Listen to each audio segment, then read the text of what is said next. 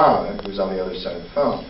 And I'm sitting there on set, and we're shooting in Colonial 1, and Mary's getting ready to different lines. And Eddie pops up on the stage, and I was like, oh, hey, Eddie, how's it going? He's like, oh, great, Mary, great.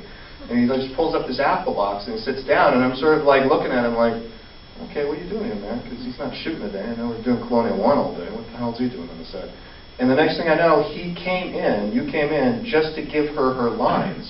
And he was sitting there giving her her lines off camera on a phone conversation, which was an extraordinary gesture of professionalism, because it just sort of, there was a respect to that, there was an honor to that, and it was that kind of unspoken, this is the level of performance and the professionalism of the quality of the work that we're going to do that sort of permeated the production, and everybody sort of realized, not just on that incident, but overall, that that was the level that we were shooting for, and we were all going to step up our game. And it was an amazing sort of demonstration of what it took. If you really want to like do something great, you really want to like bring it, do something like that. Come in on your day off and give the lines to your partner in a phone conversation. You know, that it was an extraordinary gesture. I always remember that.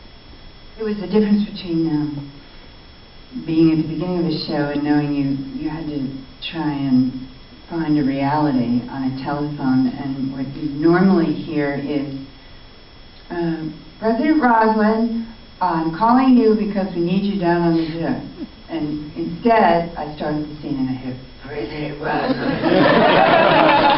Right away, your entire being is chemically altered. And it was just so beautiful, because you can't act the idea of Edward James Olmos on the other end. You know what I mean? Because if somebody else says one word, it's over. You know, so the fact that he was there was beautiful. I think that's one thing I will say about us, is that I think, to me, what I remember about the beginning of our work together is that we entered the situation trusting each other. We've come from the same generation of actors. We had worked together very briefly. We knew we had the same values as actors. Somehow we just knew that. So there was a trust right out of the gate, and that may be what other people saw, as opposed to we did this thing or that thing. Is just that we started out trusting each other, and then if we trust, then you can trust us, and we definitely need you, and it kind of went from there. That was my experience. Getting back to the father-son bonding.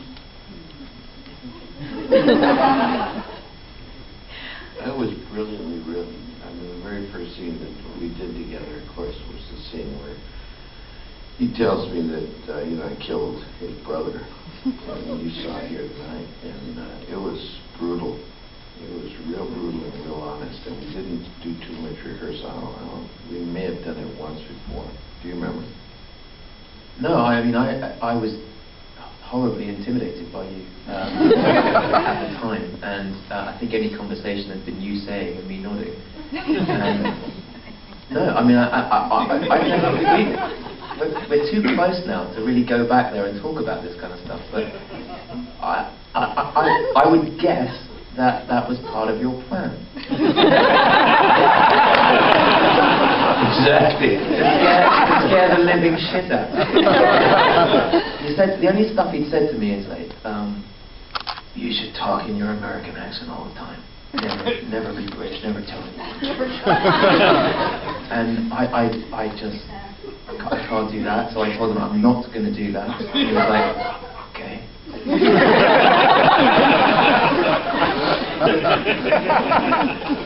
And I was almost weeing myself. And then there was the time when we sat in the makeup trailer. I walked into the makeup trailer and there he was, and I was like, oh crap. He said, come here. And he sat me down and said, you ever wear lenses?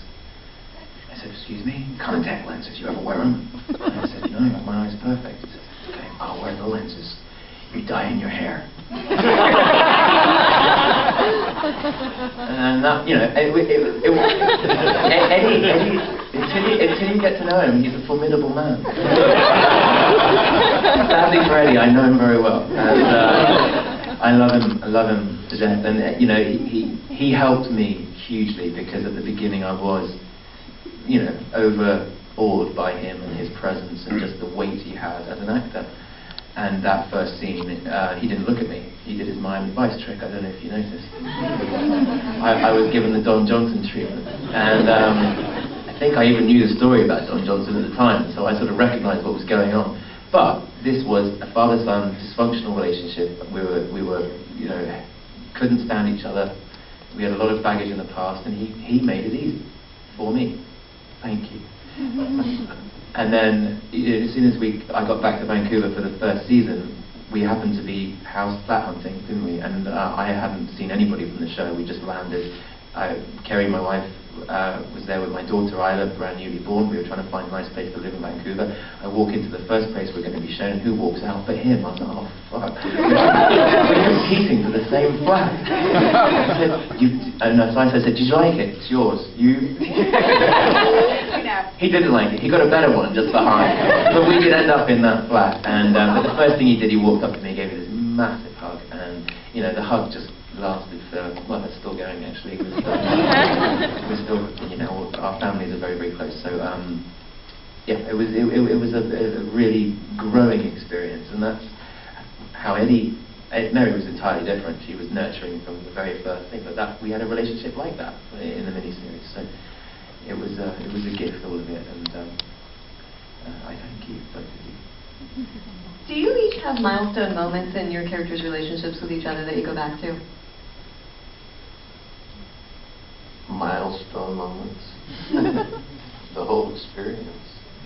You know, it was, you gotta remember, it was really a gift. I've been doing this a long time. When I said I wasn't done doing miniseries, this is a privilege. And boy, this is going to be one of a kind, guys. I remember sitting down with everybody. I told them, so we're going to go for 5 years, and you know, people won't understand it. They won't ever give us the credit, but at the same time, this will be something that will push through at a very high level, all because of the script, the story, the way it was written. I remember precisely saying all that. I mean, this is before we even shot the very first scene. This is me in my trailer, and I had all the kids. Everybody was there. And I said, kids, get ready for this one. This is going to really, I'm not kidding. I was the oldest guy in the room. I said, you know, they were all really, you know, very excited, and they were very intimidated, and you know, but at the same time, we were all really trying desperately hard just to create. And so, you know, the relationship that I had with Laura Roslin was monumental. I mean, you saw it, I hated her. The whole idea that she was a teacher, give me a break. We're in the middle of a war. Are you kidding me? That was crazy. It was like, are you nuts? And then he gets killed. He, you know, blows up in the ship. I'm telling him, get the hell out of there. Yeah, it was great. It was really great. My most beloved scene of all was the very final scene. This was the best ever. It really just completely brought it home. So I said, this is the most explosively beautiful piece of work I've ever done in my life on television ever. And I will never reach that level.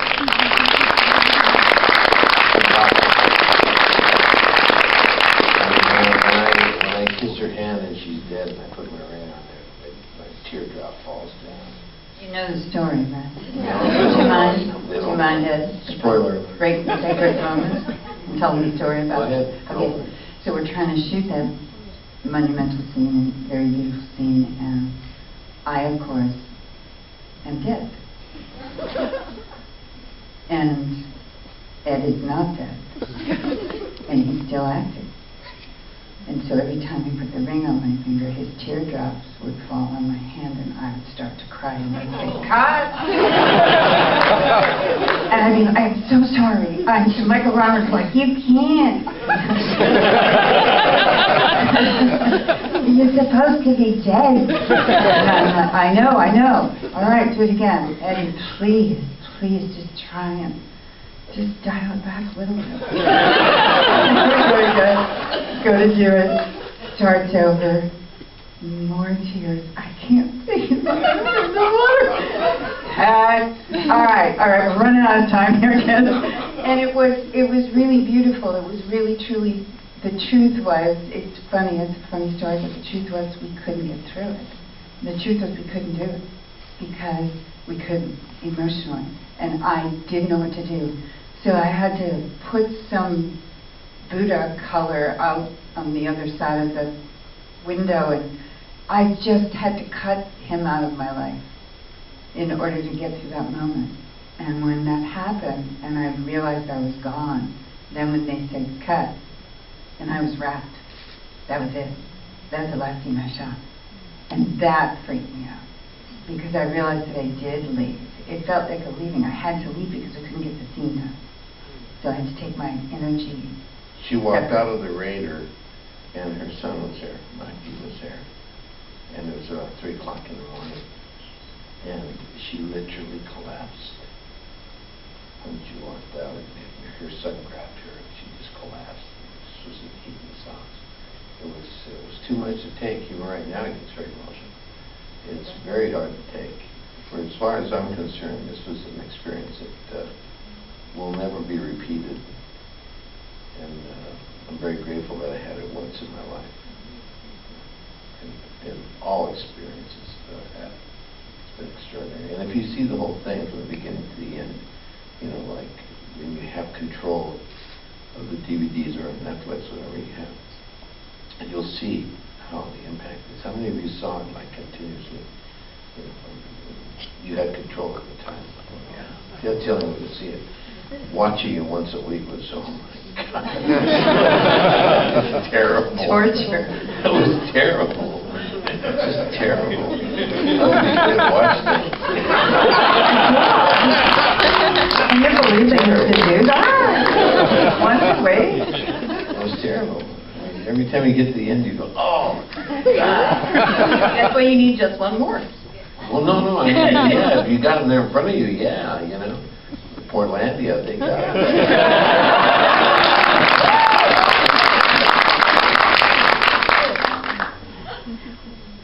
And Jamie, was there a scene like that for you? Or was the, you know, I mean, that was just... He had so many, it's ridiculous.